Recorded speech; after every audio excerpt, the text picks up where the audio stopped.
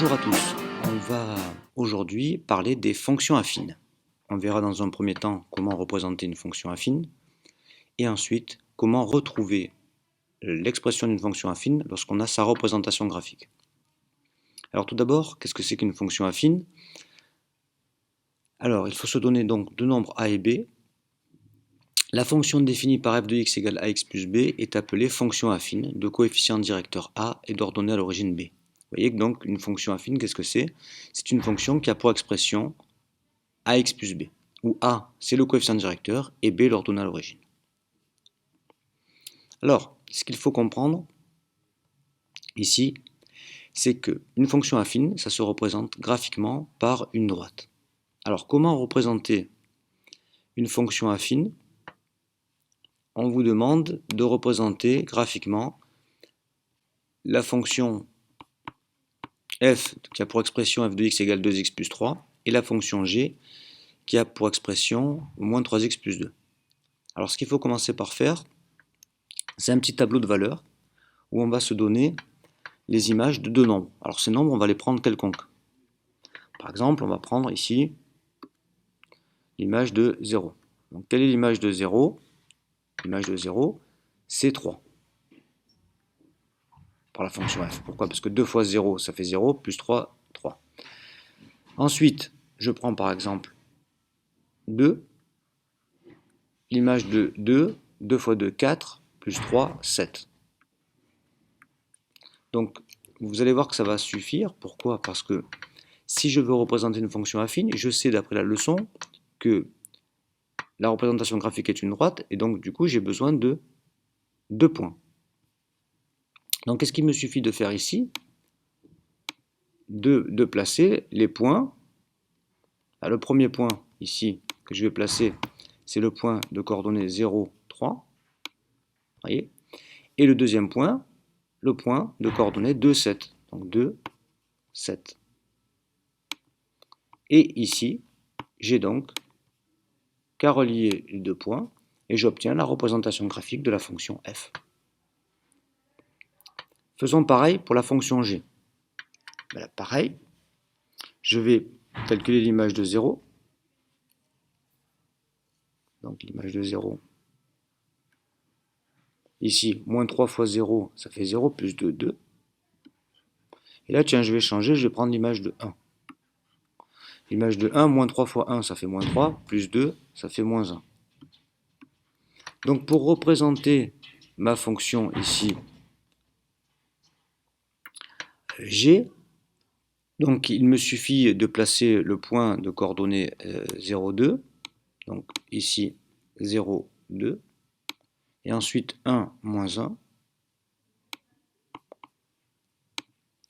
Une fois que j'ai placé ces deux points, je relie les deux points, et la droite qui passe par ces deux points va être rien d'autre que la représentation graphique de ma fonction g.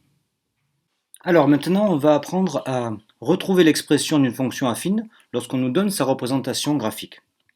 Par exemple, ici, on a représenté en vert la droite représentant la fonction f que l'on cherche. Donc, la première chose à faire, c'est de calculer le coefficient directeur. Donc ça, c'est la première étape. Donc, calculer le coefficient directeur. Alors, pour calculer le coefficient directeur, c'est très simple. On prend deux points, par exemple ce point et celui-ci. On relève leurs coordonnées. Donc ici, on a le point A de coordonnées moins 1, 6. Et là, le point B de coordonnées 1, 2. Et ensuite, on va appliquer la formule suivante. YB moins YA sur XB moins XA. Donc, on va calculer la différence des ordonnées des deux points. Donc ici, je vais prendre YB, donc 2, moins 6. Et je vais diviser par la différence de leurs abscisses, c'est-à-dire 1, moins 1. Attention au signe. Ce qui me donne 2 moins 6, moins 4. Moins 4 divisé par 1 moins moins 2, c'est-à-dire 2, ça fait moins 2. ce qu'on peut aussi voir dans ce sens. C'est-à-dire ici, par lecture graphique, je pars de A, je me déplace verticalement jusqu'à B, donc ici, vous voyez, 1, 2, 3, 4, je descends de 4, donc moins 4, et ensuite, je vais récupérer B horizontalement, donc ici, 1, 2. Donc là, j'ai plus 2. Vous voyez? Donc, différence d'ordonnées, moins 4, sur différence d'abscisse. Ce qu'on peut noter de cette façon, delta de y sur delta de x, c'est ça mon coefficient directeur. Ensuite, une fois qu'on a le coefficient directeur, on va lire l'ordonnée à l'origine. L'ordonnée à l'origine, comme son nom l'indique, ce n'est rien d'autre que, ici, 4. C'est l'endroit où la droite, représentant la fonction f, va venir couper l'axe des ordonnées. Vous voyez, ici en 4. Donc B, c'est 4. Une fois que j'ai le coefficient directeur, A, et l'ordonnée à l'origine, je sais que ma fonction affine a pour expression f de x égale ax plus b, donc c'est-à-dire ici, donc moins 2x plus 4. On va vous demander ici de trouver l'expression de la fonction affine qui est définie par la donnée des images de deux nombres. Ici, l'image de 2 et l'image de 3. Donc ici, l'image de 2, c'est moins 1 et l'image de 3, c'est 1. Alors pour retrouver l'expression de la fonction affine, on va commencer déjà par traduire le fait que la fonction f est une fonction affine. Donc on va écrire que f a pour expression f de x égale ax plus b.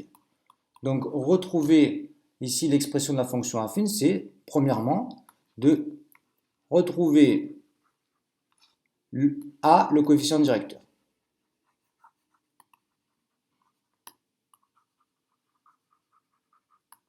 Alors pour retrouver le coefficient directeur, on va appliquer ce qu'on a vu tout à l'heure, à savoir l'expression yb moins ya sur xb moins xa.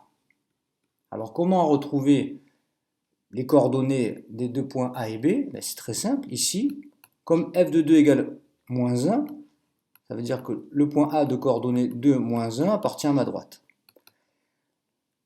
Comme f de 3 égale 1, le point B de coordonnées 3, 1 appartient à ma droite. Donc ici, je récupère les coordonnées de B et j'applique ma formule. YB, c'est 1, moins YA, moins 1, sur 3, moins 2, la différence des abscisses. Donc différence des ordonnées sur différence des abscisses. 1 moins 1, ça fait 2. 3 moins 2, ça fait 1. Donc ici, le coefficient directeur vaut 2. Alors dans un deuxième temps, on va calculer B, c'est-à-dire l'ordonnée à l'origine. Alors pour calculer B, vous allez voir qu'on va résoudre une équation. Alors tout d'abord, je vais récupérer l'expression de f. Et comme j'ai trouvé que A vaut 2, je peux écrire alors que f de x égale 2x plus b. Et je vais récupérer ici l'une des deux images. Ici, je récupère l'image de 3. Ce travail, je peux le faire aussi en utilisant l'image de 2. Donc je vais injecter ici 3. Donc je vais avoir f de 3 qui vaut 2 fois 3 plus b. Mais f de 3, c'est aussi 1. Donc comme f, je répète, f de x égale 2x plus b, je peux utiliser l'image de 3. f de 3, c'est 2 fois 3 plus b, mais c'est aussi 1 par cette donnée. Donc, qu'est-ce que j'obtiens ici? Une équation, 6 plus b égale 1, à résoudre. 2 fois 3, ça fait 6. 6 plus b égale 1. C'est une équation très simple à résoudre.